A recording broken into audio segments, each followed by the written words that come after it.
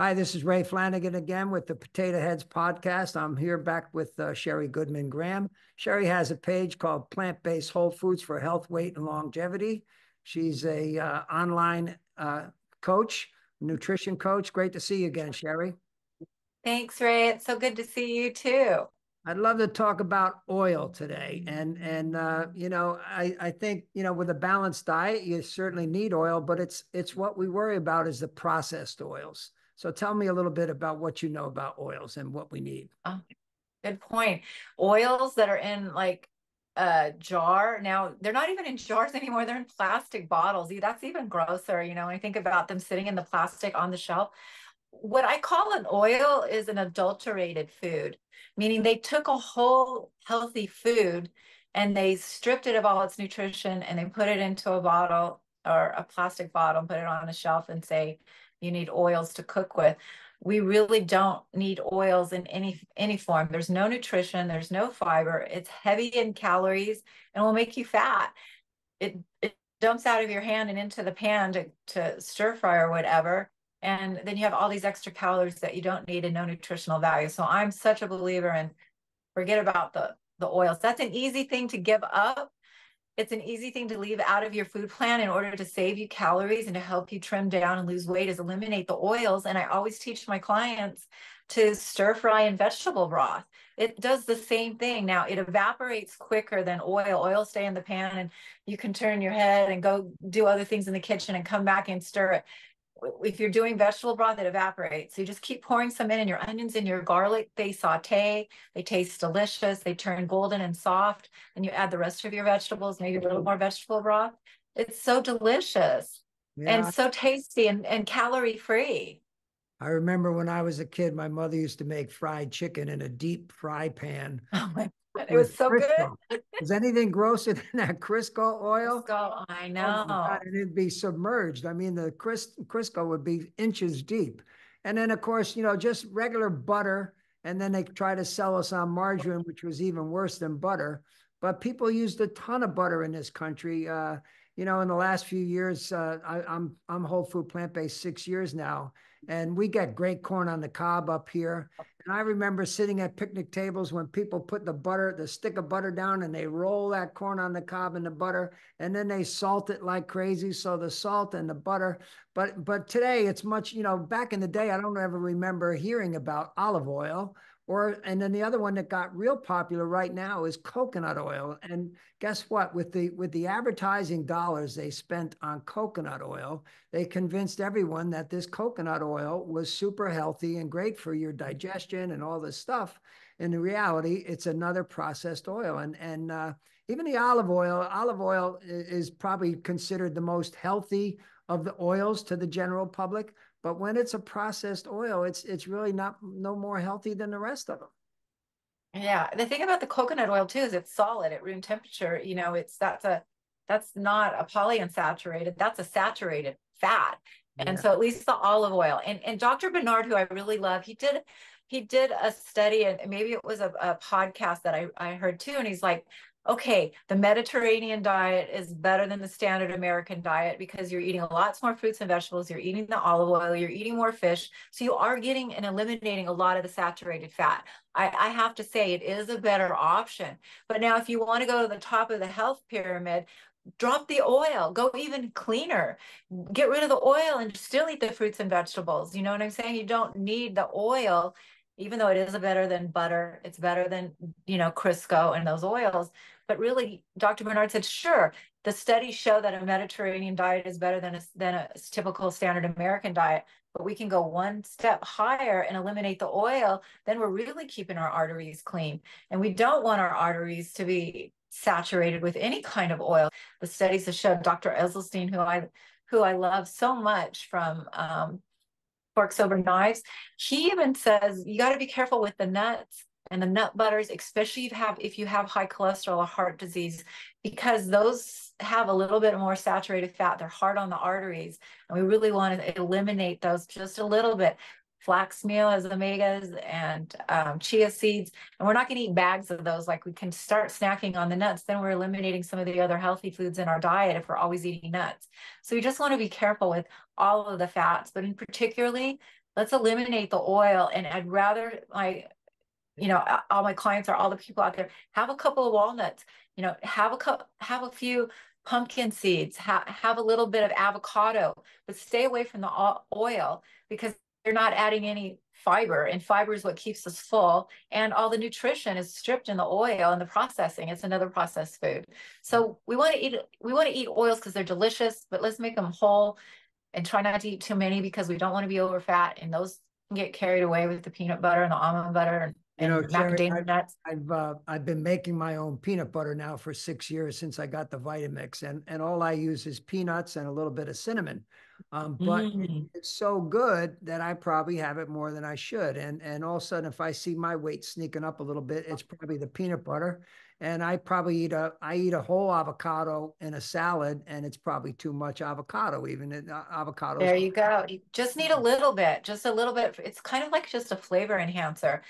Like we can get our essential fatty acids are in the plants. And so just, we don't need that much walnuts. The walnuts has got a great omega-3s. We don't need to eat that many of them. And so we just have to, you're right, we just have to be really careful. Use just a little bit for flavoring, add a little bit to your food plan. Flax meal has a lot of fiber and a lot of other omegas, and you're not going to eat the bag of flax meal. And they say to do the flax meal instead of the flax seed, because it's easier absorbed into our digestive system. The seeds just go completely through. We don't chew them as well. So try flax meal, a little bit of chia seed. If you're concerned about your omega-3s, it certainly doesn't hurt to add a tablespoon. Dr. Furman's in favor of adding a tablespoon of that in your food plan. And so just be careful, like you said, with the fats, and eliminate the oils. The nuts, between cashews are great, but they're hard to eat, just a couple of cashews. So if you buy yourself a big old jar of cashews, it's tough not to eat more than, four or and five cashews. And they do make good dressings, and they do make good sauces. And that's what I would use my cashews for, so that we can add a little bit of deliciousness and creaminess. And I love tahini. People who know me say that I also drizzle that on my salad. It gives it a little bit of taste. It gives it a little bit of creaminess. And that's my fat. I don't eat a lot of peanut butter. I don't eat a lot of walnuts. I just have a little bit of tahini, sometimes a couple of walnuts. But yeah, just a little bit goes a long ways, especially if you're trying to keep the weight off and maintain. You just got to be careful with the fats, Yeah. the So oils. The what do oils just you pour use? out. What's your dressing on a salad? What do you? I lately, okay, I changed because it's getting hot and it's getting closer, spring, summertime. I have one of those squeezers, lemon squeezer, lemon and lime juice. I'm so, in the fall, I'm more into balsamics, Yeah. but in the springtime, sometimes I use some fresh salsa. Even the bean juice from the juice is really delicious. And then I'll drizzle some tahini on top of it, just to give it that pizzazz that I'm just craving. A little bit goes a long ways. Then I eat more salads. I'm like, oh, if I'm going to eat more salads, more vegetables, because I drizzle a little bit of tahini with some lime juice, I'm in heaven. I eat salads, and you see me posting that all the time. Salad's the main course. I throw everything in there. So you mentioned Dr. Esselstyn. He has a great book out there for your listeners. It's called Prevent and Reverse Heart Disease, where years ago he started with 24 people that were really told to go home and die, that there was nothing they could do. And he changed them to whole food, plant-based. And pretty much, I think 6 people bowed out right from the beginning because they couldn't do it. They just didn't feel they were going to be able to get through it. And the 18 that did all had no further problems. They actually reversed the heart disease. And his son, Rip Esselstyn, is out there. I think you see him at Whole Foods Market, but he was a fireman, and you got the Engine 2 diet of Rip Esselstyn. So they're both big. But I think Dr. Esselstyn, of all the guys that I follow, really tries to get you to cut back on the oils and even the nuts.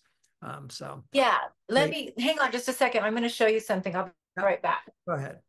And as far as other books that people might want to take a look at, Dr. Greger's How Not to Die, How Not to Diet. Dr. McDougall's books are great. The Starch Solution, Dr. T. Colin Campbell, Dr. Furman.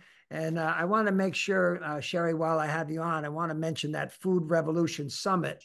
You can find it online. It's a free summit with all those doctors, the best of the whole food plant-based guys. That starts on April 24th. So it's coming up in 9 days.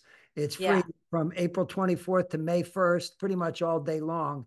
And I think you can pay as little as $67 to have full-time lifetime access to the summit. So Beautiful. that, I What don't a think great, I don't think you could spend $67 more wisely than that. no, that's Ocean Robbins and his father, John Robbins. Oh my gosh, what a resource. I agree with you. What I stepped away to get is what I've learned so much from Dr. Ozelstein. These are nitric oxide test. Uh-huh. And what Dr. Esselstyn is stressing so much about nuts and oils, it destroy the endometrial lining in our arteries.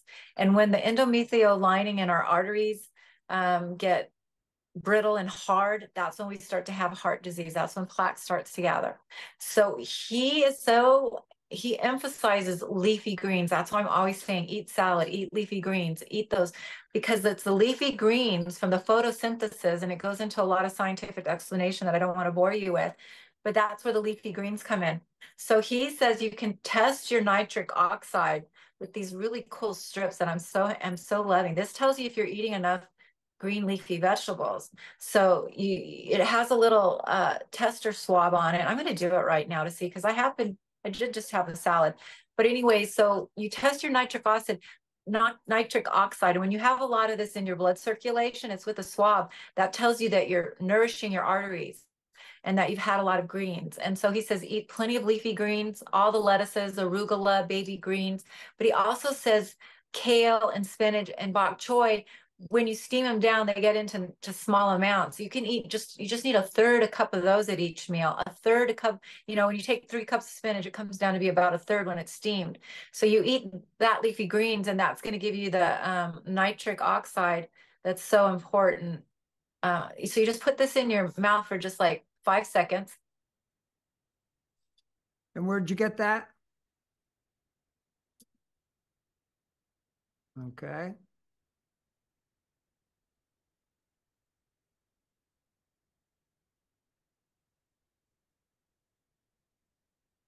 All right.